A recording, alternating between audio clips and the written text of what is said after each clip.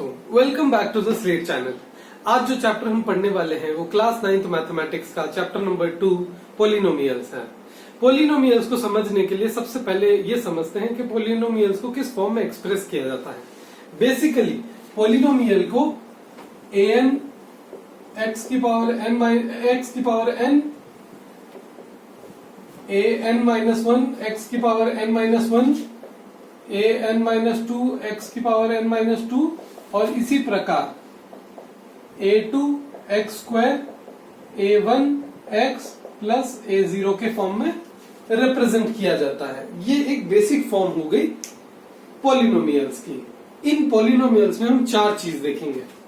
पहली चीज तो हम देखेंगे कोफिशिएंट, दूसरा हम देखेंगे डिग्री, तीसरी हम देखेंगे नंबर ऑफ टर्म्स और चौथा चीज जो हम देखेंगे वो हो गया वेरिएबल।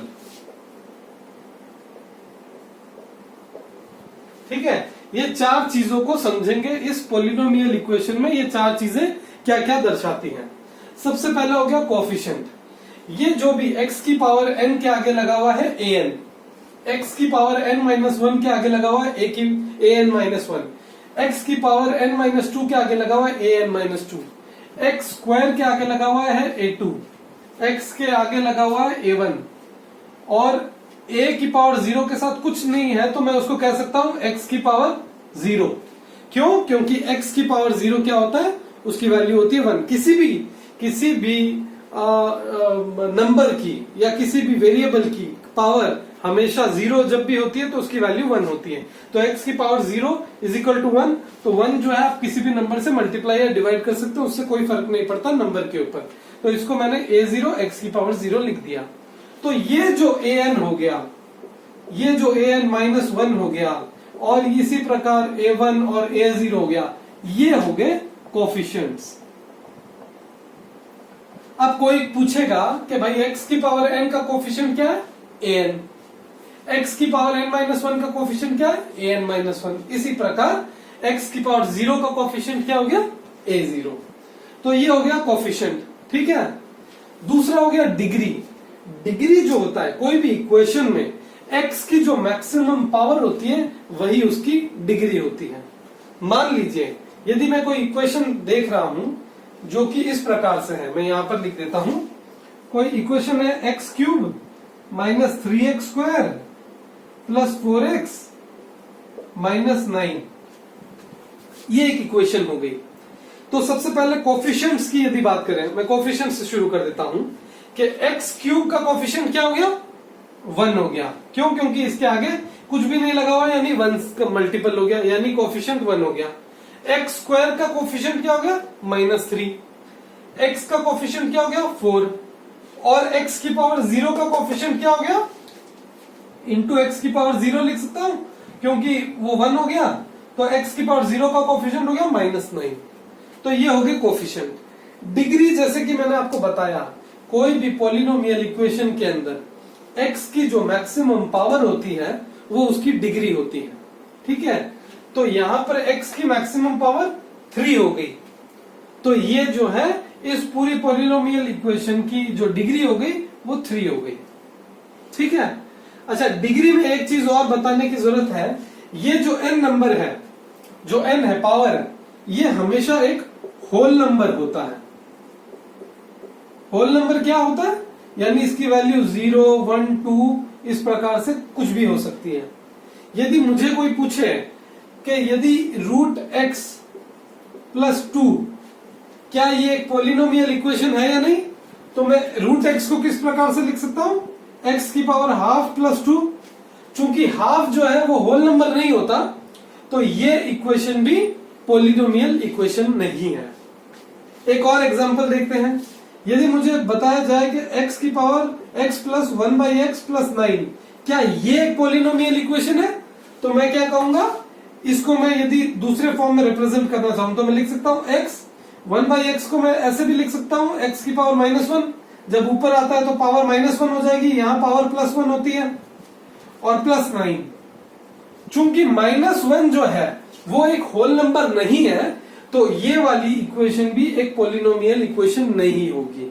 तो कहने का ये मतलब है पॉलिनोमियल इक्वेशन को इस प्रकार से रिप्रेजेंट कर सकते हैं, ये उसका बेसिक फॉर्म हो गया, और n जो है वो होल नंबर होना चाहिए, और जो x की मैक्सिमम पावर होगी वही उस पॉलिनोमियल इक्वेशन की डिग्री हो जाएगी। अच्छा, नंबर ऑफ टर्म्स के हिसाब से कोई पॉलिनोमियल इक्वेशन, इस पॉलिनोमियल इक्वेशन में कितने टर्म्स हैं आप देखिए, एक एक्स क्यूब का टर्म है, ये एक एक्स स्क्वायर का टर्म है, एक एक्स का टर्म है, और एक एक्स की पावर 0 का टर्म है। तो नंबर ऑफ टर्म्स कितने हो गए टोटल? 4। तो ये अब मान लीजिए इसकी जगह 4 यदि टर्म इस तरह एक इक्वेशन होती 3x, बस ये एक ही इक्वेशन देती, तो इसमें नंबर ऑफ टर्म कितना हो गया टोटल? 1 हो गया। तो मैं इसको मोनोमियल बोलूंगा। यदि इसमें टर्म्स 2 होते, मान लीजिए इस तरह से एक्स स्क्वायर -1, तो टोटल नंबर ऑफ टर्म्स कितने हो गए? 1 और 2। 2 टर्म्स होने की वजह से मैं इसको क्या बोलूंगा? बाइनोमियल। यदि इसके अंदर टर्म्स जो है 3 होते हैं, मान लीजिए x की पावर 5, x की पावर 3 -1, 3 टर्म्स हो गए, तो मैं इसे बोलूंगा ट्राइनोमियल।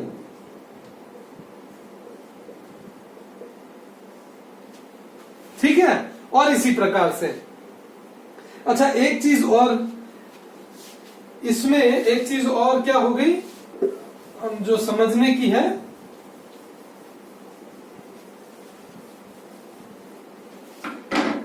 कोई भी इक्वेशन है उसकी जो डिग्री होती है, मान लीजिए कोई इक्वेशन जो एक्स क्यूब वाली हमने ली, यदि कोई इक्वेशन की डिग्री एक्स क्यूब है, यानी डिग्री उसकी 3 है, इक्वेशन पॉलिनोमियल इक्वेशन हो गई एक्स क्यूब, उसकी डिग्री कितनी हो गई? 3। तो इसमें मैक्सिमम नंबर ऑफ टर्म्स कितने हो सकते हैं? भाई पहला टर्म तो हो गया, मैक्सिमम हो कितने सकते हैं? हमें सवाल में बेसिकली ये दिया जाएगा, if any equation has degree 3, if any polynomial equation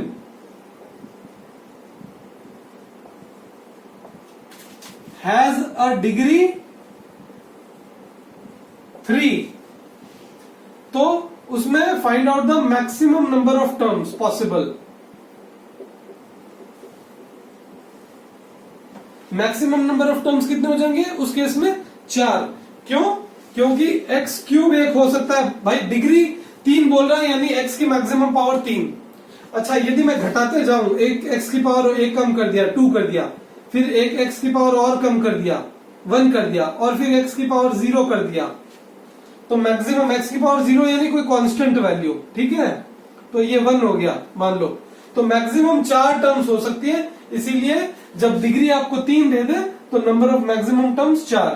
तो बेसिकली क्वेश्चन में यदि बोला जाए कोई पर्टिकुलर इक्वेशन में, ये पॉलिनोमियल इक्वेशन में कोई डिग्री 5 है, तो मैक्सिमम नंबर ऑफ टर्म्स कितने होंगे? डिग्री +1, यानी 3। यदि 3 होगी डिग्री तो 3 + 1 4 मैक्सिमम टर्म्स हो जाएंगे।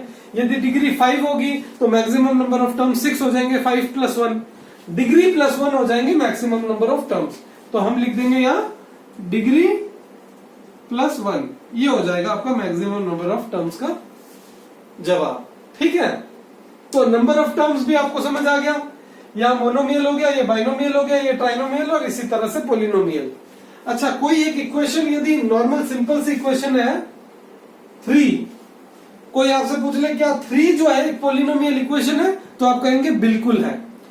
3 ऐसी पॉलिनोमियल इक्वेशन है जिसकी डिग्री जो है 0 है, यानी वेरिएबल की पावर x की पावर 0, x हो गया यहां पर वेरिएबल, x की पावर 0 ये उसकी हाईएस्ट डिग्री हो गई। पर यदि कोई आपको इक्वेशन दे दे, क्या मान लीजिए कोई आपको दे दे 0 भी एक पॉलिनोमियल है, उसका क्या नाम है? 0 पॉलिनोमियल। इसमें यदि कोई आपसे x की डिग्री पूछे तो वो डिफाइंड नहीं है। इस पर्टिकुलर 0 पॉलिनोमियल के अंदर डिग्री डिफाइंड नहीं है। परंतु यदि आपको 3 दिया जाए, सिंगल डिजिट 3, तो ये जो है इसे कांस्टेंट पॉलिनोमियल कहा जाता है। कोई भी एक सिंगल डिजिट, बेसिकली कोई डिजिट, सिंगल डिजिट हो या कोई भी डिजिट हो, एक डिजिट हो बस, मान लीजिए 13 हो, 57 हो, -95 हो, कुछ भी हो, वो सब पोलिनोमियल इक्वेशन है जिनकी डिग्री 0 है और उन्हें कांस्टेंट पोलिनोमियल कहा जाता है। ठीक है, जो बेसिकली सिंगल डिजिट होते हैं वो कांस्टेंट पोलिनोमियल हो गए आपके, और 0 हो जाएगा तो 0 पोलिनोमियल कहा जाता है और उसकी डिग्री जो है डिफाइंड नहीं होती है। कांस्टेंट पोलिनोमियल की डिग्री कितनी होती है? 0 होती है। ठीक है ना, तो ये हो गया अपना डिग्री वाला कॉन्सेप्ट भी खत्म हो गया, और कांस्टेंट पोलिनोमियल और 0 पोलिनोमियल दोनों हमने समझ लिया। अब वेरिएबल, अभी जो हमने इक्वेशन अभी पढ़ी है, a की पावर n, x की पावर n, an-1 x की पावर n-1, इसी प्रकार a1x और a0 x की पावर 0, ये तो सिंगल वेरिएबल हो गया। x जो है यहाँ पर वेरिएबल हो गया, और an-1 ये बेसिकली कांस्टेंट वैल्यूज हो गई जिनको हम कोफिशिएंट्स बोल रहे हैं। ठीक है, पर यहाँ पर यदि अलग अलग प्रकार की होती, मान लीजिए इस प्रकार की इक्वेशन होती x² + y³ + z, ये भी एक पोलिनोमियल इक्वेशन है जहां पर वेरिएबल्स कितने हो गए? x एक वेरिएबल हो गया, y दूसरा वेरिएबल, z तीसरा वेरिएबल। तो इस पोलिनोमियल इक्वेशन में 3 वेरिएबल्स, इस पोलिनोमियल इक्वेशन में सिंगल वेरिएबल। तो वेरिएबल के हिसाब से भी यदि वेरिएबल अलग अलग हो सकते हैं। अच्छा, एक चीज और, यदि डिग्री जितनी होती है उस हिसाब से नोमेनक्लेचर भी होता है। मान लीजिए कोई इक्वेशन है जिसकी डिग्री 3 है, या शुरू से करते हैं जिसकी डिग्री 1 है, यानी मैक्सिमम पावर 1 है। जैसे मान लीजिए x + 3, इसकी डिग्री 1 हो गई, इसे कहा जाएगा लीनियर इक्वेशन। जिसकी पावर 2 होगी, मान लीजिए x² - 9, पावर 2 होगी, डिग्री 2 हो गई, इसे क्या कहा जाएगा? क्वाड्रेटिक इक्वेशन या क्वाड्रेटिक पोलिनोमियल। इसको लीनियर इक्वेशन या लीनियर पोलिनोमियल कुछ भी कह सकते हैं। और पावर 3 हो गई, तो 3 पावर होने पर x³ + 3x + 2, ये इसको क्या बोलेंगे? Cubic polynomial. और इसी प्रकार से सारे हो जाएंगे। ठीक है, तो वेरिएबल आपको समझ आ गया, नंबर ऑफ टर्म्स के हिसाब से आपको समझ आ गया, डिग्री वाला कॉन्सेप्ट आपको समझ आ गया, कोफिशिएंट्स आपको समझ आ गए। अब आइए कुछ क्वेश्चंस करते हैं। ठीक है, कुछ क्वेश्चन करके थोड़ा समझते हैं इस कॉन्सेप्ट को और बेहतर तरीके से, कि डिग्री क्या होती है, कोफिशिएंट्स क्या होते हैं, और नंबर ऑफ टर्म्स वगैरह वो तो आप पढ़ ही चुके हैं। डिग्री के कुछ क्वेश्चंस लेते हैं।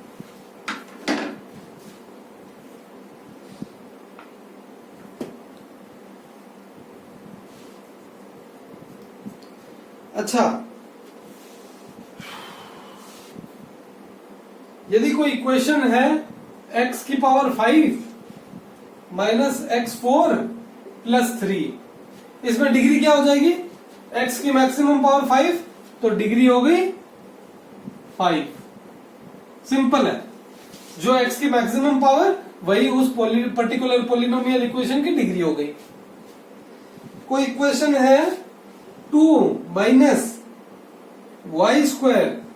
y³ + 2y6, इसकी डिग्री क्या हो जाएगी?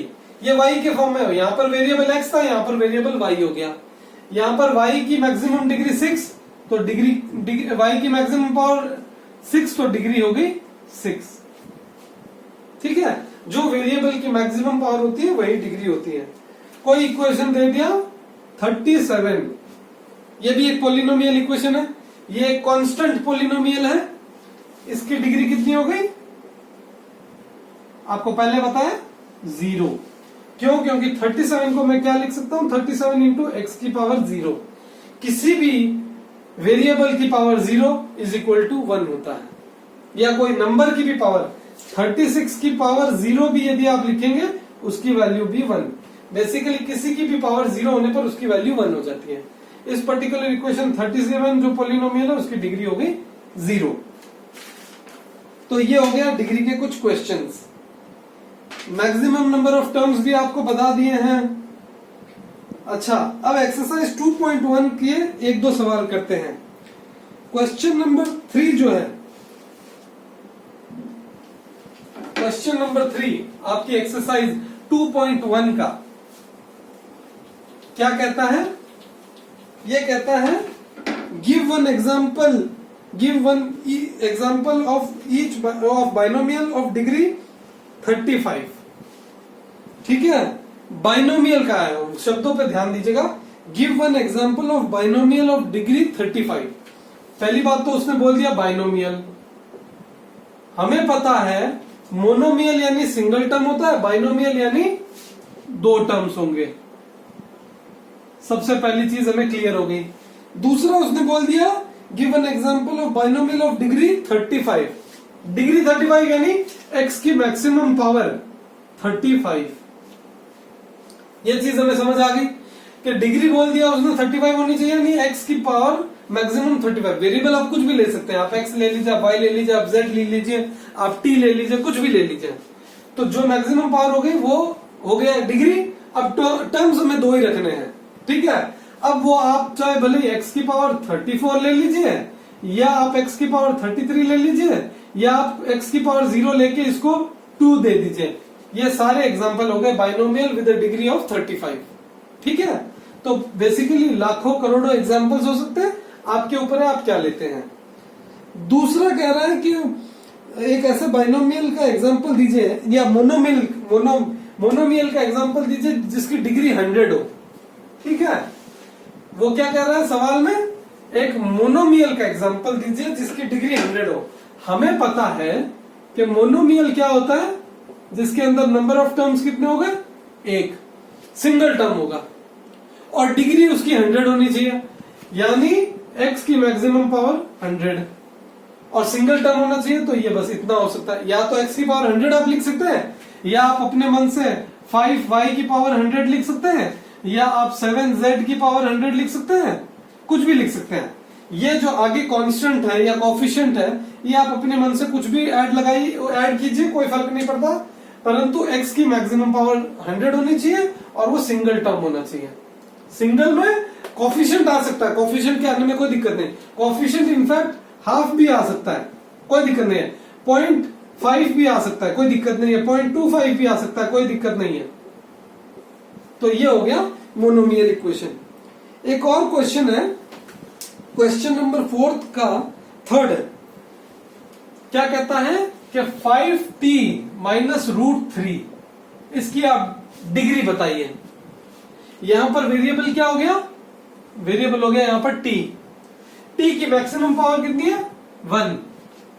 तो ये हो गया डिग्री, इसकी कितनी हो गई, 1।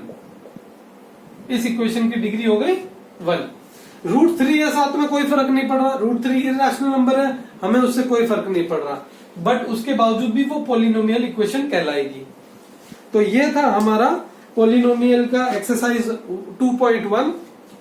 इसके रिलेटेड जितने भी क्वेश्चंस हैं आप सारे इक्वेशंस कीजिए।